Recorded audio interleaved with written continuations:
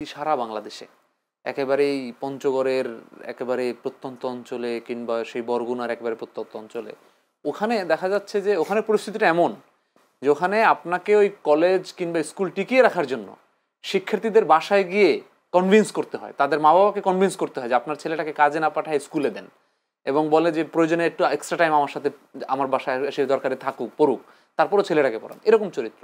আবার দেখা যাচ্ছে যে শহরে কিছু হয়তো স্কুল কলেজগুলোতে দেখা যাচ্ছে যে সেটা সংখ্যা কম শিক্ষকদের, সেখানে আবার প্রাইভেট শিক্ষক সংখ্যা বেশি, তো তারা কিন্তু এই আন্দোলনের অন্তর্ভুক্ত না, যারা মূলত সারা বাংলাদেশের শিক্ষা ব্যবস্থাটাকে চালিয়ে রাখছে। যেমন আমি যে স্কুল কলেজে পড়েছি সেটা একটা এমপিভুক্ত স্কুল কলেজ ছিল, তো সেখানে দেখা যাচ্ছে যে আমি যদি ওখানে একটা প্রাইভেট সিস্টেম থাকতো আমি পড়তে পারতাম না।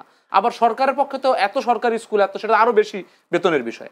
তো সেই জায়গা থেকে এই যে দাবিটা, এবং তাকে তো আপনি প্রাইভেট পড়াতে বাধ্য করছেন, কারণ সে থাকার টাকা না দেন, খাওয়ার টাকা না দেন, মানে 12,000 টাকা দিয়ে যে একজনের সংসার চলে না, এইটা বোঝার জন্য তো কারো নাসার বিজ্ঞানী হওয়ার দরকার না, এটা তো খুব সিম্পলি মানুষ বোঝে।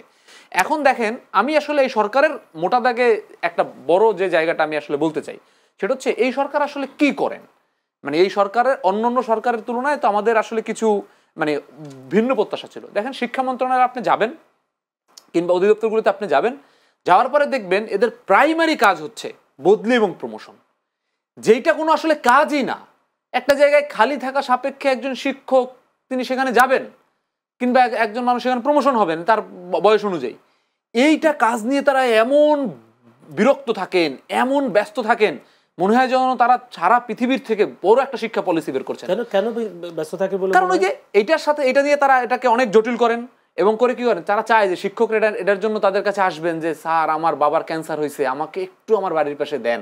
এটা এসে একজন অ্যাসিস্ট্যান্ট সেক্রেটারি কিংবা জয়েন্ট সেক্রেটারিকে একজন বাবার বয়সী প্রফেসর এসে তার হাত পা ধরবেন, এটা হচ্ছে তাদের এক ধরনের ক্ষমতার চর্চা। দ্বিতীয় জায়গা হচ্ছে তারা এটা দিয়ে একটা টাকার একটা খেলা এখানে খেলেন, যে বদলি 2 লাখ থেকে 5 লাখ 10 লাখের এই খেলাটা, যেইটা আসলে মূলত একটা থার্ড পার্টিকেও যদি বলে দেয়, একটা অনলাইন সফটওয়্যার সিস্টেম যদি থাকে যে অ্যাপ্লাই করবে অটোমেটিক্যালি বদলি হয়ে যাবে, এটাতে কোনোদিন মন্ত্রণালয় এখানে তাকায়ও দেখবে না যে কি হবে। পৃথিবীর বহু রাষ্ট্রে এরকম চলে, যেটা একটা অটোমেটেড সিস্টেমে চলবে। সেটা হচ্ছে মন্ত্রণালয়, আমি বলবো 80% কাজ শুধুমাত্র এই ধরনের একটা নাথিং কাজের উপরে মন্ত্রণালয় করে। দ্বিতীয় কাজটা কি করেন? দ্বিতীয় কাজ করেন যে শিক্ষকরা কে কোথায় হচ্ছে কাকে কোন দলীয় লোককে প্রিন্সিপাল বানানো যাবে, কোন জায়গা থেকে হচ্ছে সরকারি কলেজের প্রিন্সিপাল বানানো যাবে, কোন অধিদপ্তরের কারে নিয়ে আসা যাবে, এবং এই ধরনের কাজ এবং মিটিংয়ে অ্যালাউন্স করে তারা বাকি 20% কাজ করে।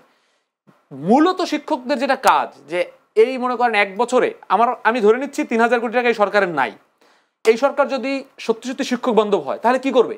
সে নীতিগত সিদ্ধান্ত নেবে যে আমরা 20% নীতিগত সিদ্ধান্ত আমরা প্রজ্ঞাপন দিলাম, কিন্তু আমরা এটা বাস্তবায়নের জন্য আমরা 2 বছর একটা রূপরেখা দিব। সব শিক্ষকরা খুশি হয়ে যেত, যে বলতো ঠিক আছে। তার মানে এই সরকারের কি হতো? এই সরকার আপনি তো নির্বাচন দিয়ে চলে যাচ্ছেন, আপনার কিন্তু টাকা দেয়া লাগছে না, আপনি একটা বাস্তবায়ন প্রক্রিয়া চালু করে দেন যে 5% এই মাসে হবে, 10% এই মাসে হবে করে, এরকম কিন্তু আপনি করতে পারতেন, প্রতি বছরে হবে। তার মানে আপনি যেটা করেন নাই সেটা হচ্ছে তাদের ব্যাপারে কোনো ধরনের কোনো অ্যাসেসমেন্ট করেন নাই। এবং আমি খুব কষ্ট পাই, যিনি একজন শিক্ষা উপদেষ্টা আছেন, তিনি ঢাকা বিশ্ববিদ্যালয়ের একজন শিক্ষক, তিনি একজন শিক্ষক, তার ব্যাপারে শুনি তিনি মহা এলিট মানুষ, তিনি আসলে শিক্ষকদেরকে মূল্যায়নই করেন না, এবং তিনি যেই সচিব তার বাইরে বা তাদের প্রকল্প সেটার বাইরে কোনো কাজ করে না। এখন তাহলে তো আমাদের এই মন্ত্রণালয়ে এই উপদেষ্টা এগুলো কিছুই প্রয়োজন ছিল না।